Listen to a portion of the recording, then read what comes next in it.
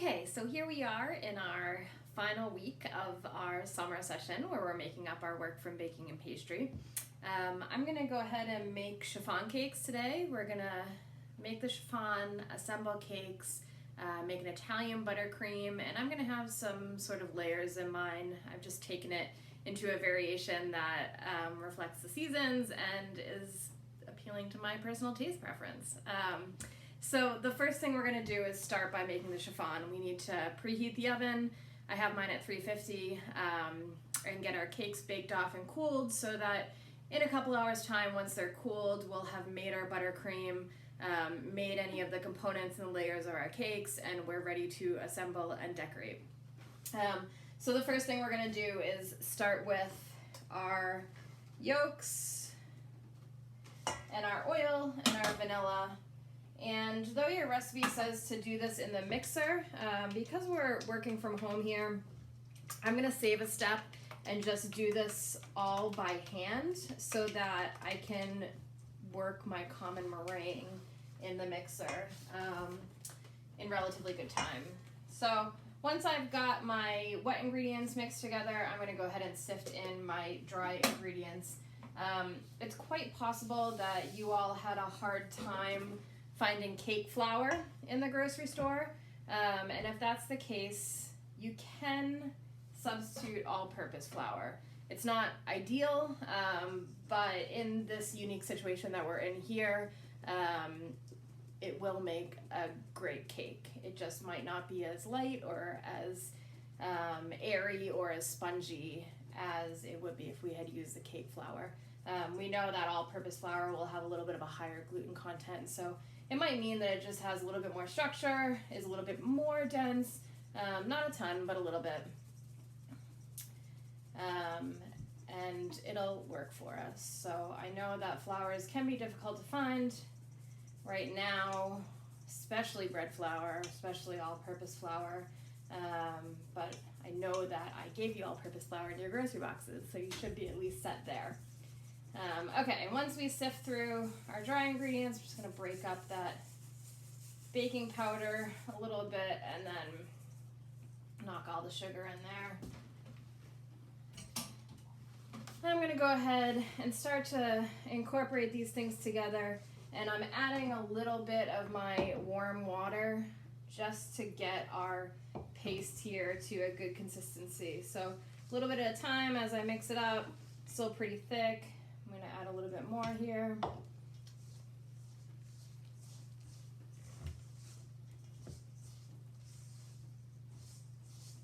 And then I'm going to add the final bit. So real thick, that's okay. Your recipe says to beat this for 2 minutes, which we are going to do by hand. Make sure it's all incorporated. No lumps, okay, nice and smooth. We're just gonna put this aside for a second while we get our common meringue started. So I'm gonna come right back to that one there. It can hang out for a moment. What I'm gonna do is now pull my Kitchenaid into the mix, and I am going to start by foaming my egg whites. So egg whites go in. And we're just gonna get them to a point where they're nice and frothy. And then I'm going to add the sugar in and the cream of tartar. And we want to make sure that we don't over whip those egg whites. So for now, I'm just going to keep mixing this paste that I've made with the yolks and the dry ingredients, my oil, and my vanilla. And I'm going to keep an eye while I'm right here on building this common meringue. So as my whites start to get foamy, I'm going to add in my cream of tartar.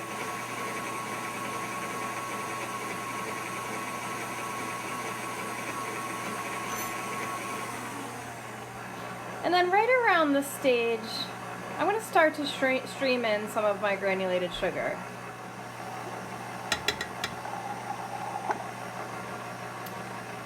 And then once all the sugar's in, I'm going to go ahead and turn the speed up and just keep an eye on it because we don't want to bring this beyond medium peaks. I think one common mistake that's often made in cake making, especially egg foam cakes, is that the eggs are foamed to the point where they've become too dry. Okay, so I sort of stopped my meringue in mid-process, and as you can see, not even holding a peak right now.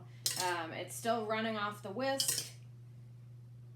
Okay, this is less than a soft peak. So I'm gonna keep it going back into the mixer. You can check it periodically, it won't hurt.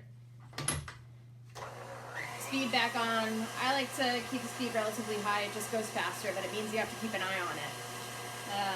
So let this go, and once we hit medium peaks, okay, so here we are. We've been whisking the egg whites in the Kitchenaid mixer, and you can see that these have more structure than a second ago. It'll sort of hold onto the whisk attachment, and the peak curls over a little bit, but isn't dripping off of the whisk. So this is what we're looking for. This is nice shape here. So once we have this prepared, we're then going to take this meringue and fold it into our flour and fat mixture. Okay, so we're going to do this in stages, just like when we prepared the chocolate mousse. As you can see, we've gained quite some in volume with the amount of egg whites we had now that we've whipped a ton of air into it. So we're going to take about a third of this meringue and fold it into our flour paste mixture. So again, this is flour, egg yolks, oil, baking powder, salt, and vanilla. We sifted the dry ingredients to try to get as much air out of this as we can. This chiffon cake is a sponge cake, so ultimately it should be light, it should be airy, it should be soft, and we want to make sure that we do our due diligence here to try to get as much air into this batter as we can before we bake it. So once I've folded about a third in, I'm going to take another third and fold that in.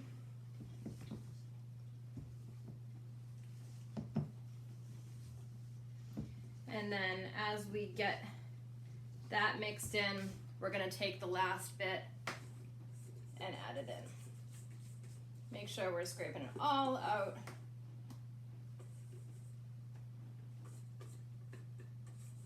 Once you mix up this batter, you want to bake it off pretty immediately. The holding power of an egg foam cake, it's not very shelf stable. It doesn't have a lot of, you can't let it hang out on your table for hours. We're talking minutes before we get it into the pan. We want to make sure that we don't lose any of this air that we've incorporated into it. So when it comes to baking, or shaping, I should say, we have a couple options here. You could use a cake pan, which is what I'm going to use today to get a round layer cake, but we could also use our half sheet trays to either use a square, to make a square cake, or to cut circles out of the cake as you're working with it. So in order to prep our pan, which you should do in the beginning, because we want our sponge cake to creep up the sides of the pan and sort of cling onto it, we're not going to grease this pan. What we want to do is line the bottom of it with parchment paper. So in order to do so, I have a little trick here where I take my parchment paper, I fold it in half, I fold it one more time, and then I've got this point here, and I start to continue folding it to make it smaller and smaller. And then what I do is hold this on the center, cut, and I should have a perfectly round circle that'll fit right into the bottom of my pan. Okay, so that will go in here, place that in, straighten it out, make it look nice. And then I'm going to go ahead and fill my pan until it is just a little bit more than halfway up the sides of this cake pan. And then my oven has been preheating, so I'm gonna go ahead and put this in. I don't wanna check it too frequently. I have the light on my oven. I'm keeping an eye on it for it to rise, sort of dome, look golden brown. And I'm gonna use the cake tester to make sure it's done. We're gonna let it go for about 20 minutes, maybe half an hour right now before we check it, and we'll tune back in then.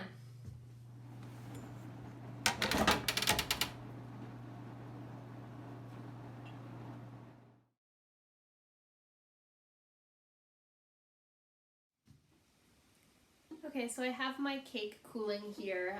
I've actually flipped it out of the cake pan and onto this rack to cool.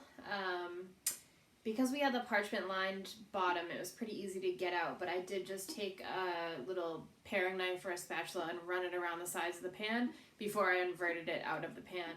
But right now I just want to go ahead and get this cool so that when I'm building my cake, there can't be any residual warmth in it, or else it's just going to melt our buttercream.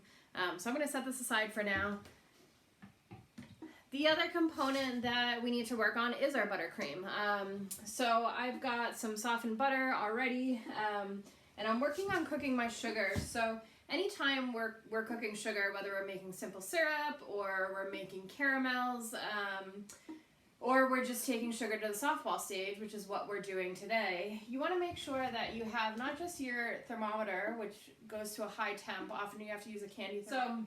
So we have our thermometer. We also have a pastry brush with some water here, because as this is bubbling up, you're going to see it sort of splatters on the sides of the pan. And so occasionally I wipe down the sides of the pan just to make sure that we're working clean as we go, but also if you find that the sugar is splattering and solidifying on the side of the pan, it can have a tendency to reseed itself, which you get kind of this like recrystallization on the surface of your cooked sugar, which will prevent it from cooking nicely, maintaining a liquid quality that we want. So we're wiping down the sides of the pan as we do that to make sure that we can cook this properly, that we don't get any crystallization in our liquid sugar, and that we can take it to the softball stage, which we can then incorporate into our egg whites to make our Italian meringue. So I'm cooking this. It takes some time. You've got to have some patience here as it's reducing reducing water out. And the temp that I'm at right now is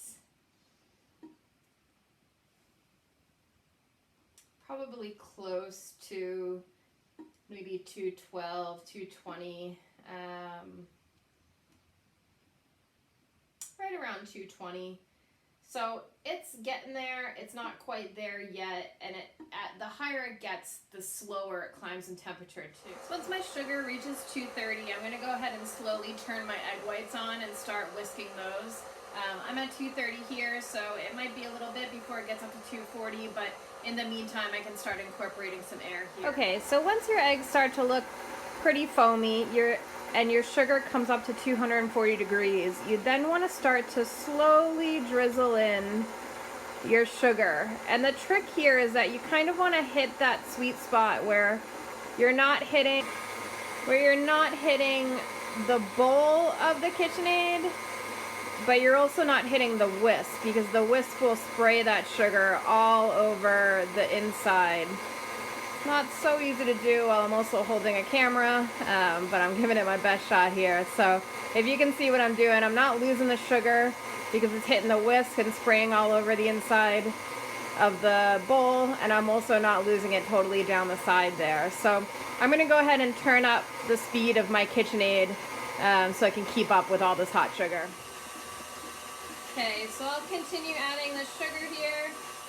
Speed is sort of medium high, and I'm just drizzling it into those whites as they're foaming, trying to get the sugar right in between the whisk and the bowl.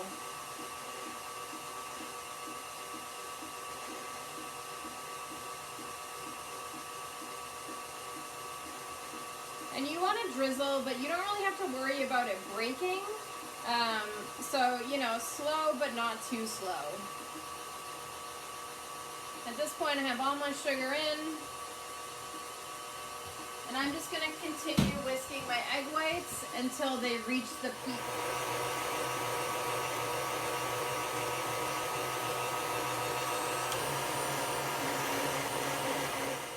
So right now I have all of the sugar into my egg whites. What I really want to do, as much as I'm incorporating air here, I'm also trying to cool this down. So until I can get this temperature down to room temperature, I've got to wait to add my softened butter, because touching the bottom of this bowl here, it feels warm to the touch. And if I were to add my butter at this point, I would just end up with melted butter in there and a broken Italian meringue or Italian buttercream. Okay, so as my meringue has come to room temperature, it doesn't feel warm to the touch anymore. I'm now going to slowly start adding my softened butter into this meringue. It's really important that your butter is softened. If your butter's too cold, you're going to end up having a broken Italian buttercream. So really soft. I'm just going to start in small chunks here, adding it in a little bit at a time. In the beginning, you'll find that the whites will sort of deflate, and your Italian buttercream will almost look a little broken, to be honest, but if you just see through this beginning phase and continue adding butter, don't worry, it'll get there. So I'm just going to keep adding butter 1 cube at a time, 1 bit at a time. And as it whisks in that, I add a little bit more.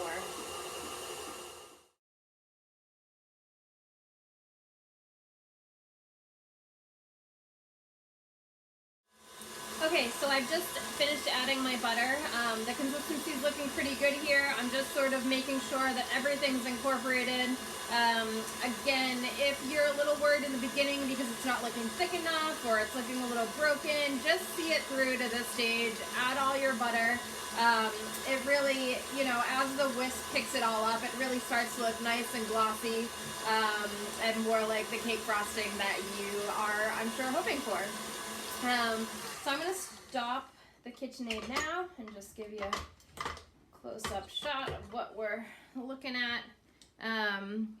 So that is our frosting here.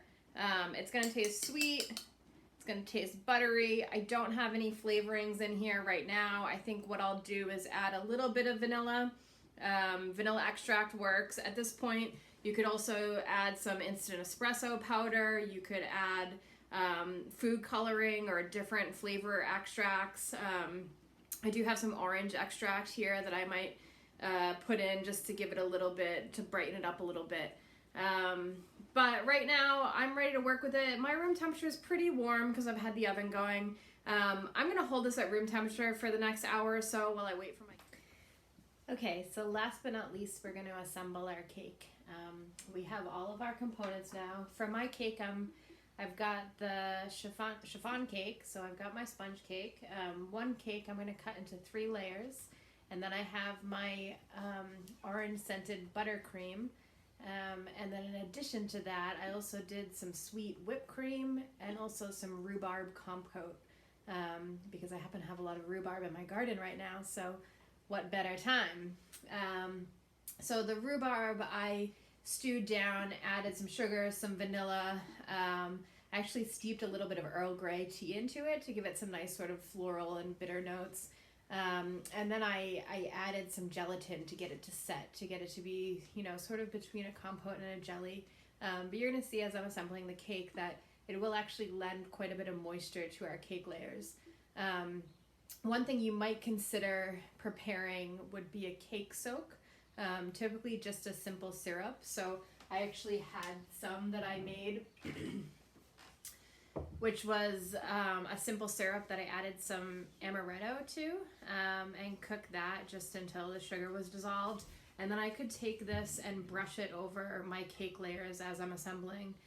So I'll show you that a little bit, but I'm going to rely mostly on my rhubarb compote to give most of the moisture to my cake layers.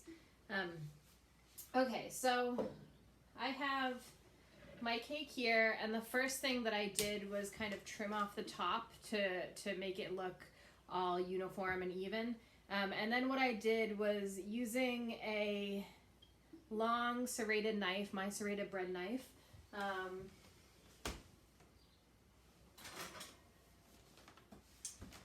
which is this one here. I just cut around to try to make these layers as equal as possible. What I tend to do is I'll take the layer that's not perfect, it's not the prettiest, and I'll either put that on the bottom or I put it in the middle because I let the other layers sort of hide for those imperfections. So here, I'm going to start with this layer, and I'm going to take that and I'm actually going to flip it over. And then what I want to do is I reserve some of my buttercream. This is going to be used as my crumb coat. The rest of it I put into a piping bag with a star tip on it. And I just want to, because I'm going to use heavy cream and the compote in my layers, I'm just going to do sort of a border of buttercream here so that I make sure all that stuff stays inside my layers. Okay, so I'm going to start doing that. And then I'm going to do some of my heavy cream here, and I'm just going to put that in layers also so that I'm sort of left with a compote cream mixture.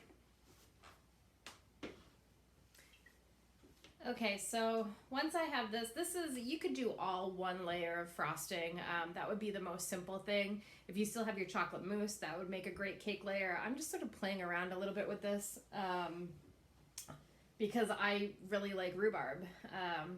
And tomorrow is my birthday after all, so why shouldn't I make a cake that I love? So I'm just gonna go ahead and put this rhubarb compote into this layer here.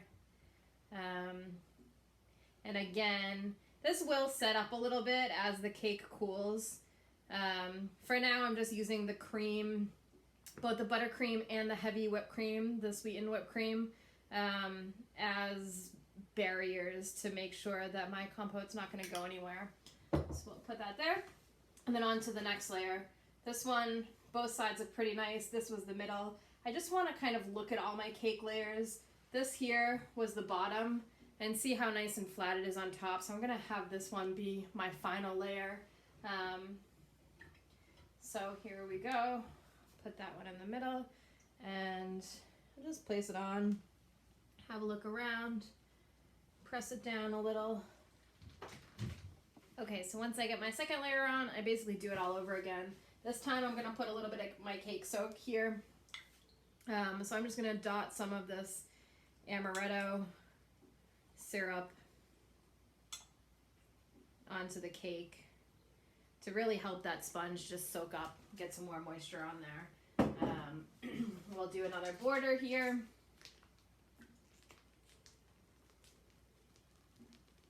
And we are being a little creative because we're working from home.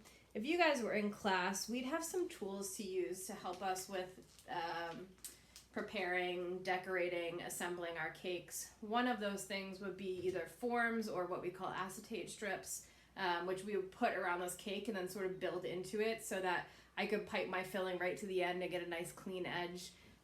We're just gonna work with what we got here, and I think it'll take us pretty far to get some nice layers. And then when it comes to frosting, we'll also just, have to use some tools to try to get it nice and even and nice and level. So I'll show you some tricks of the trade. But again, I'm gonna go with some more of the sweetened. Okay, so I've got some more sweetened whipped cream in here, and I'm gonna go ahead and put that rhubarb again right in and on this so that we have that nice sort of sweet tart flavor from the rhubarb. It's going to go really well with the buttercream, the sweet whipped cream, and also that sweet sponge cake.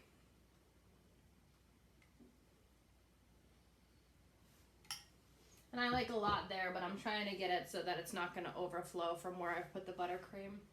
Okay, and then our last layer, we'll go ahead and put that on. Of course, we've talked about this before. If we were in the kitchen, I would be wearing gloves. Here I'm just in my home, so I'm not as concerned about it. Okay, so that's our layers. Next steps, we want to think about putting on our crumb coat. And I always just sort of have a look at the cake to see if I could, you know, sort of get it to even out a little bit. Right now it's looking pretty nice. Our frosting's going to do the trick for us. I'm just going to go and sort of brush off some of these crumbs. If we had a cake wheel or a cake turner, we'd be able to work with this a little bit easier as well. But for now, I'm just using this tray. It's actually a pizza tray. You guys can use your half sheet trays. You can use a plate if you want to. It depends on what you have in your house. Okay, so this one here I've set aside for crumbs, meaning that as I dip my spatula in and out of this bowl, it's okay if I kind of double dip and get more crumbs in that bowl.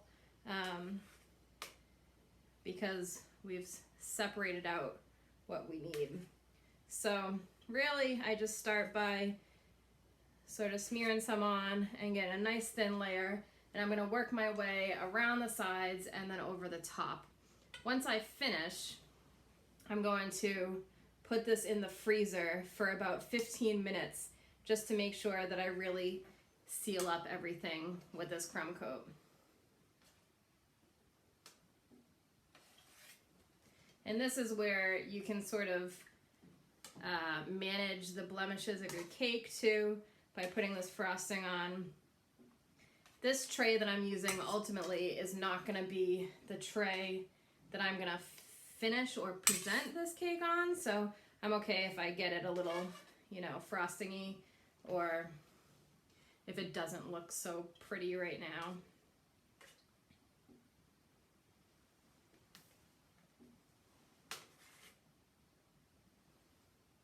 I sort of fill in some gaps where there are some holes.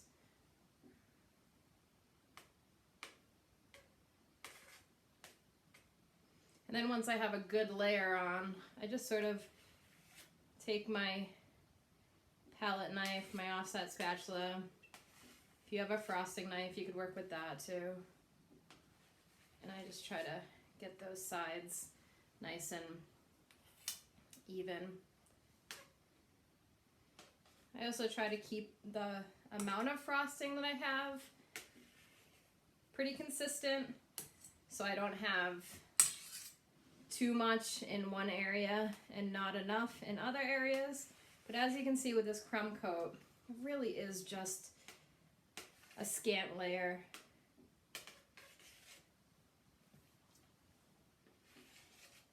To seal all these crumbs in. Okay, so looking pretty good around the sides. I'm going to come back and just add a little bit more towards the bottom here. I should mention, if your kitchen's very warm, you may have a hard time with your buttercream. Just in that it'll start to melt. Things might start to get a little weepy. So if that's the case, you know, put everything in the refrigerator for a second, come back to it. You know, if it's really not working with you, you don't want to fight it. You don't want to aggravate yourself. So once I feel pretty good with the sides, I'm going to come back and do the top. And I sort of start in the middle and work my way out and around. And again, this is not our final layer. This is only our crumb coat. So we can be a little imperfect with this.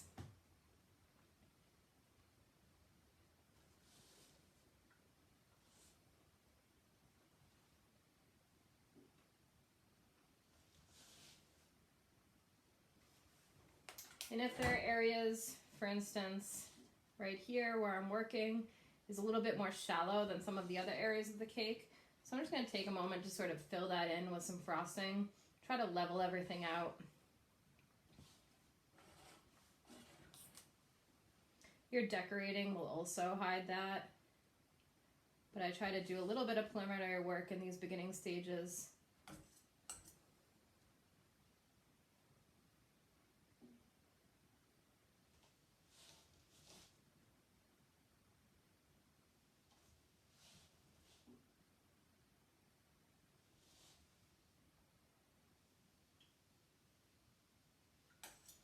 Okay.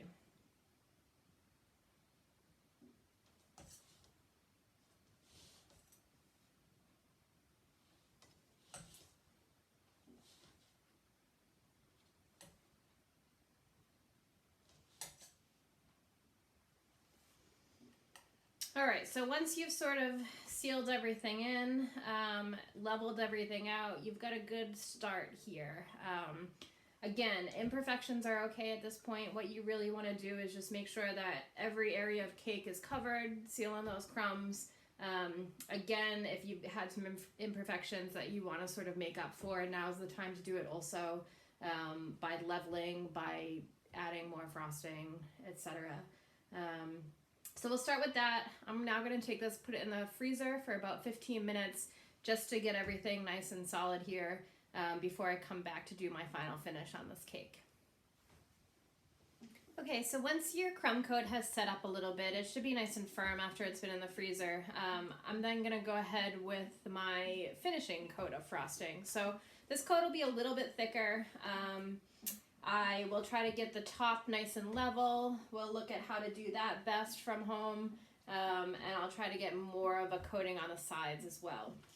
So I'm going to start. This is clean buttercream, separate from what I use for the crumb coat. And I'm going to start on the top and just put a good bit in the middle that I'm going to, again, sort of work my way out to the edges.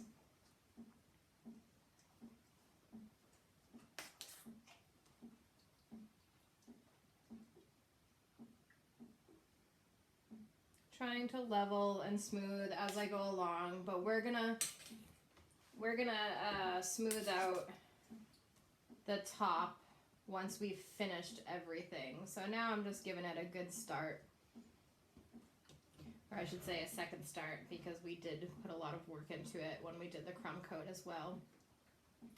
And I've made sure I've got some buttercream in the bowl here that I'm going to use for the top and for the sides.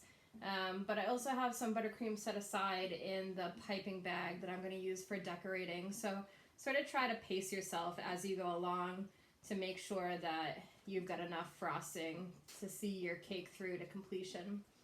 So once I have a good start on the top there, I'm going to go ahead and come around to the sides and give a better coating on the sides. I have a tray underneath this one. I'm just using like the bottom of my springform pan as a base on this, which happens to be the same size as the cake pan. But if you wanted to get creative, you could sort of cut yourself a cardboard circle to work with, and then maybe wrap it in tinfoil or plastic wrap so that it's nice and clean touching your cake surface. Okay, so I'm going to go ahead and start putting some frosting on the sides here. And again, in an ideal world, I would have a cake turner or a pedestal to set this on. That would make it a little bit easier. But we are going to work with what we have here at home. And it's going to taste great too.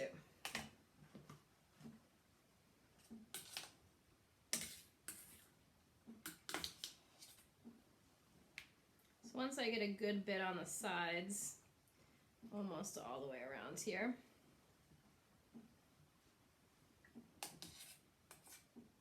I'll go back to the top and try to finish that off.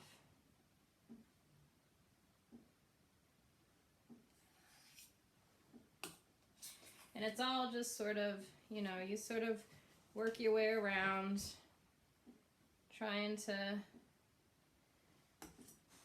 make it nice as you go, using the edges of your spatula. You could use your bench scraper that worked for you. And I'm going to show you how I use my big serrated bread knife to smooth out the top. Okay, so again, not very perfect right now, but we're not there yet. So set that there. Just wipe up a little bit of my drips and drops. And then what I'll do is take this big serrated knife and run it under hot water.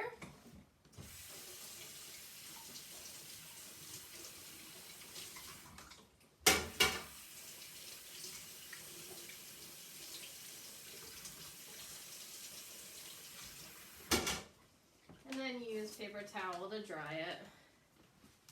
But then here, I'm going to use this a little bit like a leveler to get a nice smooth top there. We're going to focus on the top for now.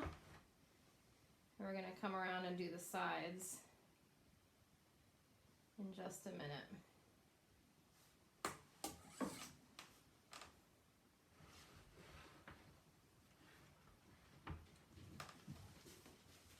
And I sort of wipe as I go.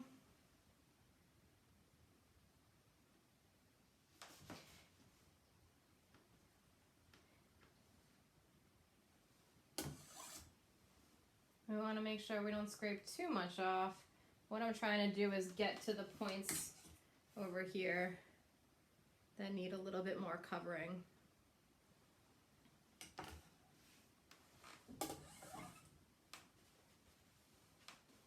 One more swipe should do it. Nice and smooth. Okay, that was what, 3 more swipes? But pretty close there. So I'm going to give it one more pass under hot water.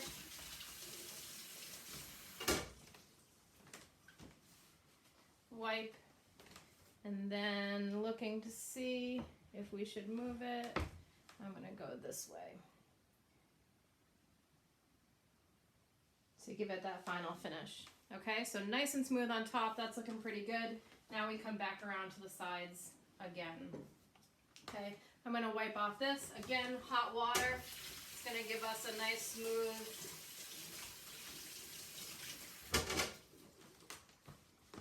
okay. And then we just want to try to sort of make this look nice.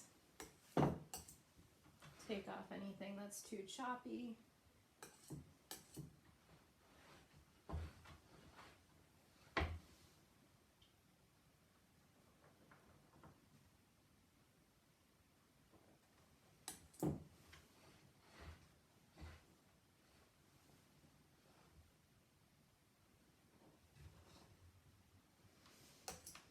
Okay, so feeling pretty good with that.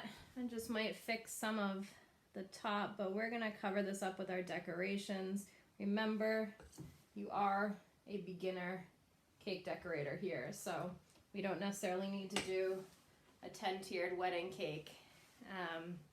So we're gonna start with this. What I like to do at this point is put it back in the freezer, get it to set a little bit more. It helps firm up the frosting. It makes it easier to work with. But in the name of time, I now am going to go on to doing some side masking. So I actually don't have to get this looking perfect because we're going to put some of these crushed nuts. I had toasted some of these pecans and then ground them up. And I'm going to do a little bit of side masking with this to cover up any of the imperfections.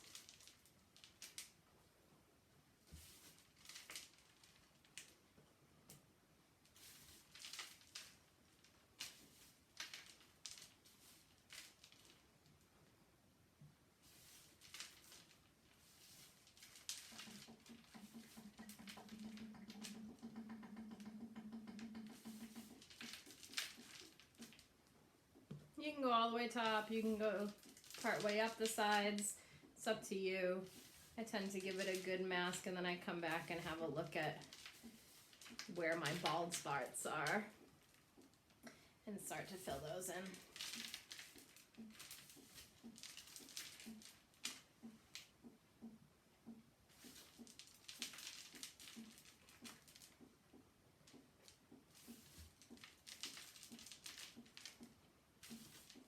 Okay, so looking pretty good. Put that there. I think that you actually have a better view than I do.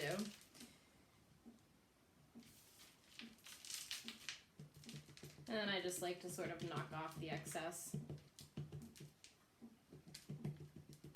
Okay, so there's the nuts on the bottom there. We'll put this away. And then I just like to set my cake on something where I can get my fingers under it. I'm just gonna give my hands a quick rinse.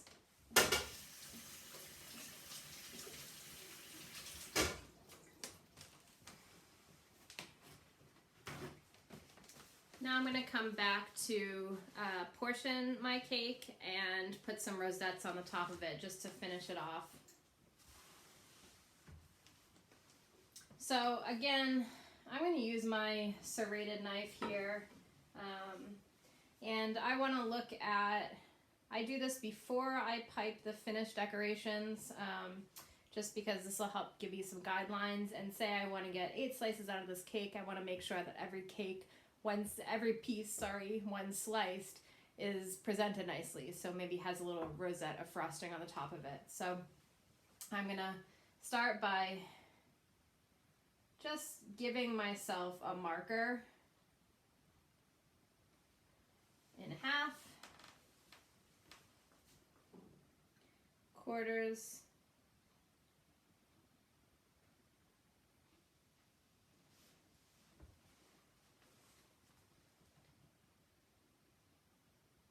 and 8s. That's a healthy piece of cake right there.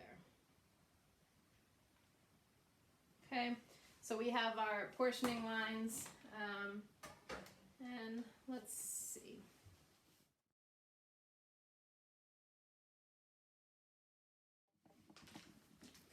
Okay, and once I've portioned my lines in here, I'm then going to go back and pipe rosettes.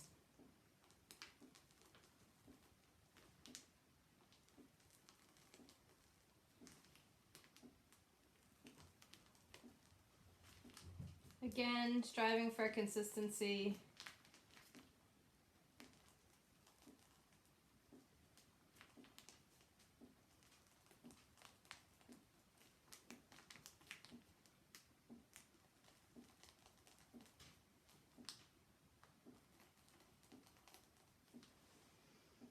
And that there is the finished cake. So it's up to you. You've got your chiffon recipe and you have your Italian buttercream recipe, but it's up to you to decorate and do different variations on your own cake.